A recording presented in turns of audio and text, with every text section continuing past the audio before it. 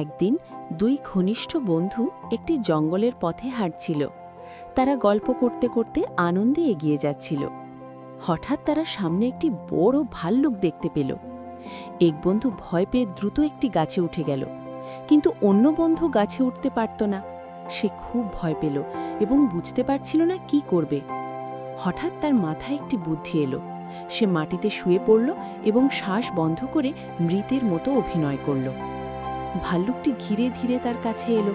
তার শরীর, মুখ, এমনকি কানের কাছেও শুকল, কিন্তু সে একদম নড়ল না।